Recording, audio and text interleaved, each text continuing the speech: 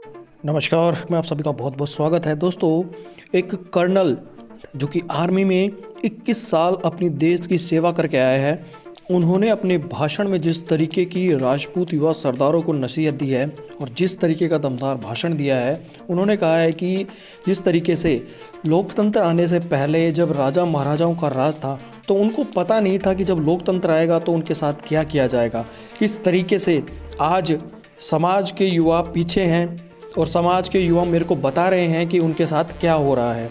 तो जिस तरीके से अगर आपको संगठित रहना है, अगर आपको कुछ करना है तो एक साथ एकजुट रहना होगा।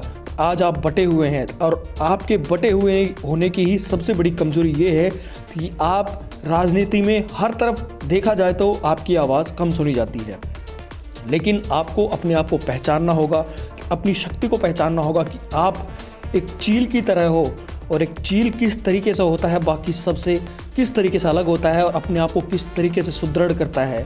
तो ज़रूरत है आज संगठित होने की, सर गिनाने की और लोकतंत्र में अगर अपने आप को मजबूत करना है। देखिए, राजा महाराजाओं के राज जाने के बाद 2 से 3 पीढ़ियाँ खप गई हैं और जिस तरीके से ये क्षत्रिय समाज के साथ जो हुआ है और कुछ लोग, जैसे कि आप सभी को पता है कि धीरे धीरे जिस तरीके से सारा सब कुछ सिस्टम हुआ है, उस चीज़ को बदलने के लिए हमें साथ में आना होगा और अपनी दावेदारी मजबूत करनी होगी। नहीं तो आने वाला कल बहुत बुरा हो सकता है और आप लोग दिखोगे भी नहीं, आपके साथ ऐसा हो सकता है और कुछ लोग ऐसा ही करने की सोच रहे हैं। तो देखिए कर्नल केसरी सिंह राठौड़ का ये भाषण जो उन्होंने एक राजपूत कार्यक्रम के दौरान दिया था। जय जार भुजागी साहब, मेरा नाम कर्नल आवाज आ रही होगा पीछे? मेरा नाम कर्नल केसरी सिंह राठौड़ है। मेड़तिया हूं, गांव शिवरासी। 21 साल की नौकरी करने के बाद में अभी सेवानिवृत्त हुआ हूं। देश की सेवा, देश का सिपाही तो मैं था। अब मैंने सोचा है कि अब मैं सिर्फ और सिर्फ, चाहे इस बात को नोट करें, अब मैं सिर्फ और सिर्फ अपने समाज का सिपाही बन के रहूंगा। मैं आज आपसे 2 तरह की बात करूंगा। एक बात जो मेरे युवा भाइयों की पीड़ा मैंने देखी है, जो बेबसी देखी है, जो इन्होंने प्रकट की है, और एक बात जो अगले 10 साल में, जिसके बारे में आप नहीं जानते हैं, जो हमें लोकतंत्र पार्ट 2 लाने वाली है, आने वाली है। आप इस बात को ध्यान से सुनना और सोचना कि क्या यह जरूरी नहीं है कि हम एक साथ एक जगह हो जाएं। छोटी सी एक कहानी सुनाऊंगा क्योंकि मुझे समय 5 मिनट का दिया गया है। एक बाड़ा था गांव में। बाड़ा समझते हैं सब? मैंने थोड़ी, हमारी मारवाड़ी थोड़ी वीक है तो मैं हिंदी में कंफर्टेबल हूं। एक बाड़ा था गांव में। उस बाड़े में किसी ने मुर्गियां पाल रखी थी। मुर्गी ने बच्चे, अंडे दिए, उसके बच्चे हुए छोटे छोटे चूजे, 15, 20, 25।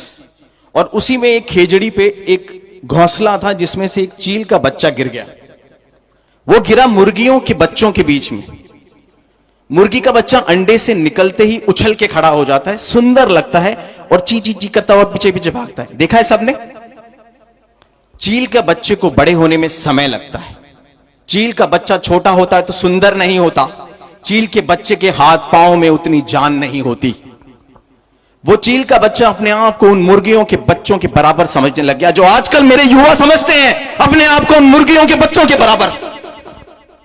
वो चील का बच्चा ये महसूस करने लग गया कि मैं भी मुर्गी हूं और गई गुजरी मुर्गी हूं, जो उन मुर्गियों के बच्चों के साथ साथ जो उसकी तौहीन करते थे कि देख, तुझसे तो चला भी नहीं जाता, तेरे तो पंख भी नहीं है, तू तो पीछे पीछे घिसट के आ रहा है। ये दुर्दशा मेरे उन युवाओं की है जो अभी मैं देखता हूं। फिर क्या हुआ? समय गुजरता गया, वो चील का बच्चा बड़ा होता गया, पंख आए, मगर मेंटली टूट चुका था वो, जो मकराना में हम टूट चुके हैं। मेंटली टूट चुका था वो। उसको लगता था मैं तो मुर्गी हूं और मैं तो एक अजीब सी मुर्गी हूं। उसे पता नहीं था कि मैं क्या हूं। फिर एक दिन एक चील आई जो उस पेड़ पे बैठी थी। इन्हीं हमारे सरपंचों जैसी, इन्हीं हमारे राजपूत युवाओं जैसी, हमारे कर्नल साहब जोधा जैसी। जिसने पहचाना उसे बोला, अरे भाई, अरे बेटा, तू ये नहीं है जो इनके साथ है, तू अपने आप को पहचान। नहीं पहचान पाया, देखा ही नहीं था कभी उसने। फिर जब उसने उसको समझाया, उड़ के दिखाया और एक हाथ खोल के झापड़ मारना सिखाया, तब उसे समझ में आया वो क्या है। और जिस दिन उस चील के बच्चे ने अपने पंख खोले और एक झपीड़ मारी, तो आप सोच सकते हो उन मुर्गियों के साथ में क्या हुआ। तो मेरे चील के बच्चों, मुर्गियों के बीच पड़ के अपने आप को मुर्गी मत समझने लग जाना। ये जो चीलें उड़ रही है ना छोटी छोटी जगह पे, इनसे शिक्षा लो। अभी समय आ गया हमें झापड़ मारना है। अब क्या झापड़ मारना है, मैं आपसे वो टेक्निकल बात करूंगा।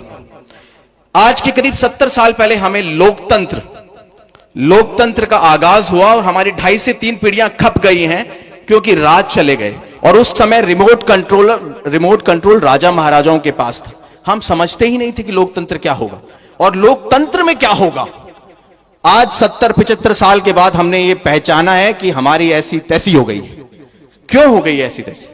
और वो जो बुद्धिजीवी वर्ग ऊपर बैठा है वो भी पहचान गया है कि 5000 साल से 10,000 साल से, सतयुग, त्रेता, द्वापर, कलयुग से अगर एक वर्ण व्यवस्था बनाई गई थी, अगर एक समाज में क्षत्रिय को स्थान दिया गया था, युद्ध करने की जगह दी गई थी, अगर वो प्रशासन में थे, एडमिनिस्ट्रेशन में थे, अगर आज 70 सालों से उनको उठाया है या हटाया है, तो वो जो भेड़ें थी जिनके आपने गिन लिए और उनको वहां बिठा दिया। भेड़ों की भीड़ ने जब लोकतंत्र पे कब्जा किया, तो आज आप देख रहे हैं क्या हो रहा है। ये जो बच्चे कह रहे हैं ये हो रहा है। अब मैं आखिरी में 2 मिनट में आपको कुछ सांकेतिक रूप से टेक्निकल बात बताना चाहता हूं। मैं 21 साल की नौकरी करके आया हूं और मैंने देश के करीब हर राज्य में नौकरी की है। और मैं राजनीति और नॉन राजनीतिक बुद्धिजीवियों से, जो आईएएस भी हैं क्षत्रिय समाज के, आईआरएस भी हैं, आईपीएस भी हैं, उनके साथ बैठा हूं। ध्यान देने की बात यह है, मोदी और योगी जो बीजेपी में हैं, उन्होंने इस बात को समझा है कि 545-42 सीटें हैं लोकतंत्र में, लोकसभा में, उसको 750 करने की जरूरत है। यानी कि वो लोकतंत्र का दूसरा पड़ाव, 1.5 गुना लोकतंत्र बढ़ने वाला है। यानी कि हर चीज का परिसीमन होगा। यानी कि हर पंचायत समिति से लेकर, हर जिले से लेकर, हर राज्य से लेकर देश में 1.5 गुना हर चीज बढ़ेगी। 5 साल में, 10 साल में, 15 साल में। यानी अगर 50% लोकतंत्र तब आया था, तो 25% लोकतंत्र अब आएगा। उस टाइम हमारा रिमोट कंट्रोल उन राजा महाराजाओं के पास था, अब हमारा रिमोट कंट्रोल हमारे पास होना चाहिए। अब आपको यह समझने की जरूरत है, अगले 5 से 7 साल तक अगर साथ नहीं दिखोगे तो फिर बांटे जाओगे, उस तरीके से बांटे जाओगे, लोकतंत्र उस तरीके से परिसीमन करेगा, उठ नहीं पाओगे। आपसे निवेदन करता हूं, जो आज सरपंच हैं, किसी पद अधिकारी में हैं, किसी लेवल पर बैठे हुए हैं, कि मेरे इन युवाओं के उस भविष्य के लिए, इस परिसीमन के लिए एक साथ अगले 2.5 से 3 साल दिखना जरूरी है। 70 साल का 5% 3.5% होता है, 70 साल का 10% 7% होता है। कल मेरी मैं नाम नहीं लूंगा, काफी पॉलिटिकल स्टेट लेवल के हैं, उनसे मेरी बात हुई। उन्होंने कहा, कर्नल साहब विश्वास रखो, अगर साथ भी दिख जाओगे ना राजपूत, क्योंकि राजपूत एक ऐसी शक्ति है जिसको संयोजित करना आसान है, उसका आप नेतृत्व करना बहुत मुश्किल है। उसको अगर आप ये कोशिश करो कि हम इसको डायरेक्शन दे देंगे, गाइडेंस दे देंगे, नहीं लेगा। उन्होंने कहा 3.5 साल से और 7 साल में जिनको आप प्रतिद्वंद्वी कह रहे हैं ना, वो अभी 8 है ना, 8, अगली बार 5 या 4 और उसके बाद सीधे 0, उसके बीच में नहीं रुकना है। इसलिए मैं आपसे निवेदन करूंगा, 1 अंदर देखो, 2 अपने चील के बच्चे जो मुर्गियों के बीच हैं उनको शक्ति दो, जरूरी है, आप लोग दे सकते हैं। 3 अपने बच्चों को बताओ, वो लोकतंत्र आके चला गया, अगले 5 साल में आपको पता भी नहीं लगेगा, कागजों में आएगा, नीतियों में आएगा, और 542 की 750 सीटें हो जाएंगी, 15 जिलों से 30 जिले हो गए। आप सिर्फ ये मीटिंगें करते रह जाएंगे।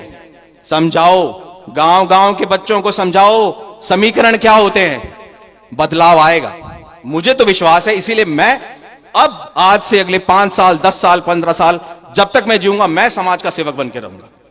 4 बुझा। तो आपने सुना एक कर्नल को किस तरीके से अपने समाज के युवाओं को भाषण देते हुए, और जिस तरीके से उन्होंने राजपूत परिस्थितियों को लेकर, भविष्य को लेकर जो बातें कही, जो चिंता जताई कि समाज को किस तरीके से आगे बढ़ना है और किस तरीके से काम करना है, वो युवाओं को उनसे सुननी चाहिए वो सारी बातें जो उन्होंने कही है। बाकी की सभी खबरों के लिए चैनल को सब्सक्राइब करें।